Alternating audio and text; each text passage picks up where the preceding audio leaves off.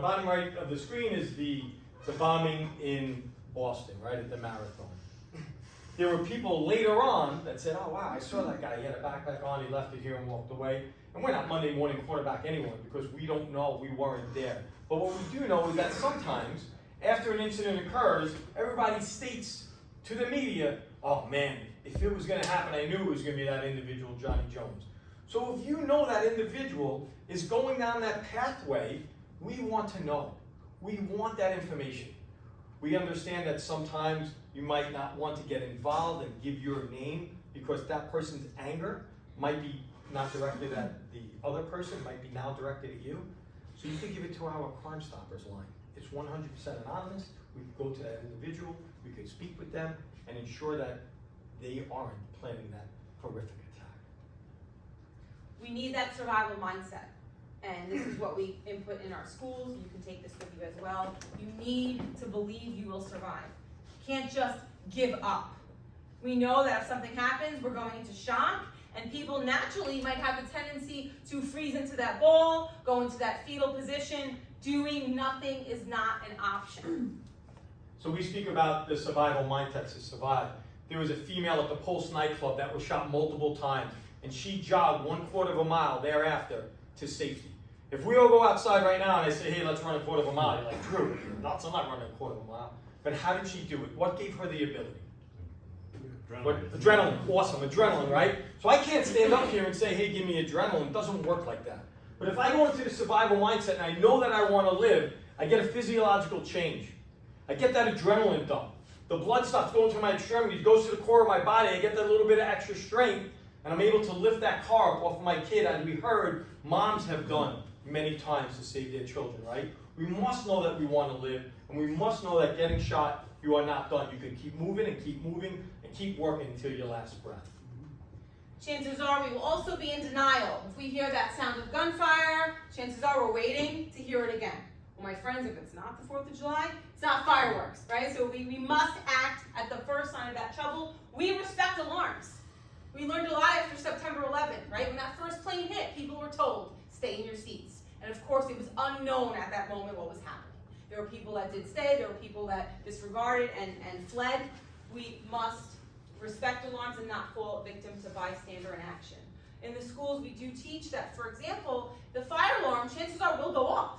There have been incidents where the attackers pulled the alarm for the purpose of people to evacuate, but chances are it's going to go off because of the gunfire. So we teach our schools if the fire alarm goes off and you're in a lockdown, you stay put.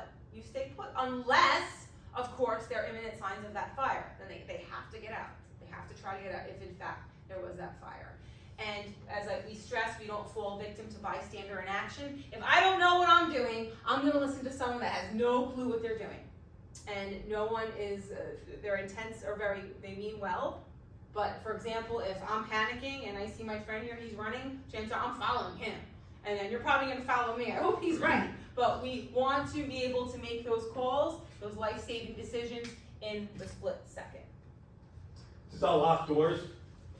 Many school doors look like this. Our door right here behind my partner looks like that. When we speak getting out of the line of sight, this lady is within the line of sight. If you are out of the line of sight, what we have seen in raw video footage from active shooter incidents is the assailant comes to the door, he tries that door handle, it's locked. He looks inside, he doesn't see anyone. He listens, he doesn't hear anyone, and he moves on. We have seen that in raw video footage.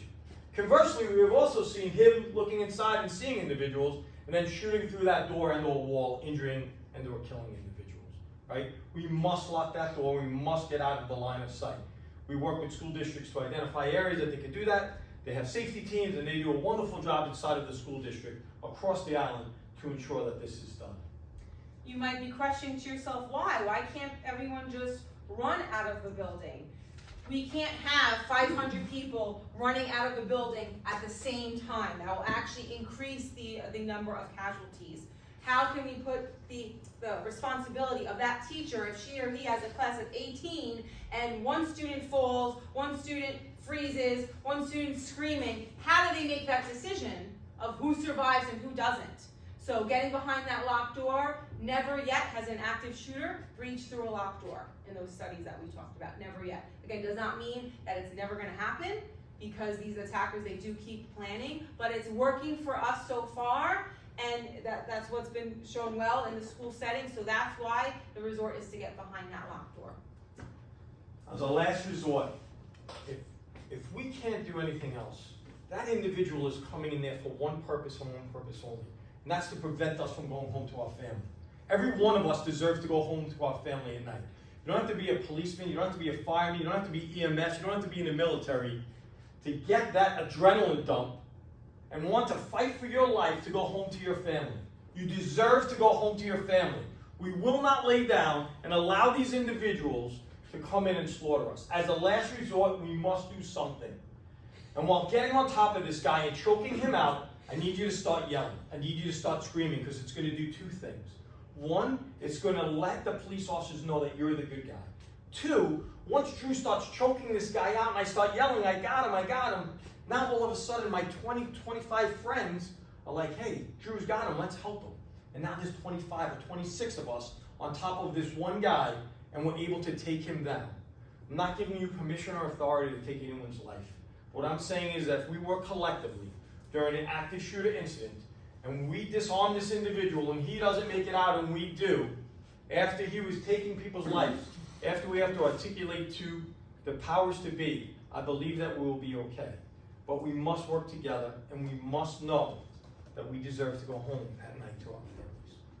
So that is the ultimate last resort in the school setting. We, of course, do not expect that of any Correct. students, but we give the options to those teachers. And when Drew talks about screaming, yeah, we scream to the top of our lungs. Let's be honest. We all have another side to us, right? I joke, I tell people my poor husband sees my other side a little too much, but we scream, we yell, we do whatever we can, barricade the doors, and that's buying time, right? Heavy furniture, what objects are around us, what are their other options? Can they jump out the window? Are they on the first floor? Or do they have to face that attacker if they do enter that room? So when they're in that lockdown position in that corner, they're not sitting ducks, even though sometimes the thought is that I feel like a sitting duck. They still have to keep thinking of those other options. What other options? And for example. So we have a door here that has this. On the left-hand side of the screen, you see a scissor hinge. This is not our end-all be-all, and I'm not saying this is everything that's going to help you, but this is just another item, another tool that can help you at your place of business where you work, at your house of worship if you cannot get out, in the school if we have to do this. This door opens, and this hinge will expand when this door opens. If this hinge cannot expand, this door cannot open. Do we all agree on that? Yes, so how do we prevent that hinge from opening? So I take my belt off and I do it. And I tie that hinge off. And you say, Drew, that's great, but I wear a dress every day. What am I going to do? I say, no problem. We are all dependent upon these wonderful electronic devices in our life. And we take these wonderful electronic devices and we lock that door. We're not doing this when we hear these loud, thunderous gunshots on the other side of the door. We all are clear with that, right? We aren't. But if we have time, and we know that individual is on the other side, and we have the ability to fortify that door by putting the desks in front of that door, by putting our chairs in front of that door, we do that. And we just buy ourselves time by doing that, by fortifying that door and ensuring that we're safe. We look at the right-hand side of the screen. We see fire extinguishers. We love fire extinguishers. They're legal, they're everywhere. Every one of us have the physical ability to pull that pin and depress that lever.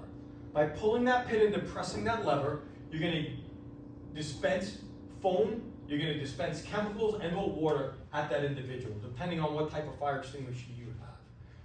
That is going to disengage that guy because he's not going to be able to see, he's not going to be able to breathe, which is then going to give you time. You're then going to be able to utilize that as a blunt instrument and or run away, right? So identify where these fire extinguishers are at your place of business, at your house of worship, when you're walking around. So if crisis happens, you know that you have a tool that you might have not said, hey, I could use, but we can use.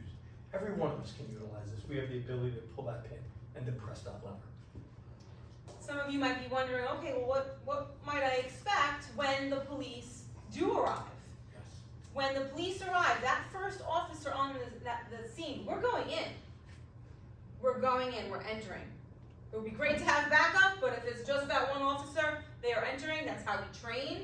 And once we enter that location, we are neutralizing that threat. Everyone is coming. We have the Suffolk County Police, we have our associated agencies, we have our sheriffs, we are all coming. So it's hard to explain that we would say, yo, you're gonna know. The building will literally be swarmed. That's another reason why we are consistent across the county with our training, because chances are it's going to be an officer maybe from that other agency that I'm not familiar with, right? We all train together. So first officer on the scene, we're neutralizing that threat. And then there is a slow, methodic way that the building would have to be cleared. So we can imagine the size of Longwood High School, for example. Those teachers, they're going to be in that corner of the room with the students for quite a while. It will be timely. And then there's a way that we will evacuate and get to the injured and the victims. So as Elisa stated, we train. On a monthly basis, our office organizes with our emergency service unit an active shooter in a place of worship, in a school, in a business. And we bring officers off the road, not just Suffolk County police officers, our associated agencies, our East End agencies, our state troopers. When we did it in Farmingdale and Nassau, individuals came. So we all train the same way, so we know what's going to happen. Doesn't matter if I haven't worked with you in the past, once we show up, we're all gonna act and do the same way. When we respond, the first officers must get inside.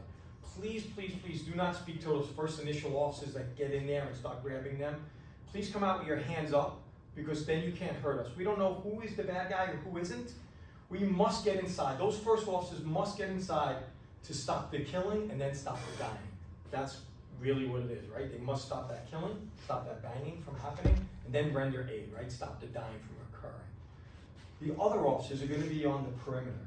Please speak to those officers. Just run away from that location. Get far away, call 911, and we'll send people to your location. We talk about accurate reporting is essential.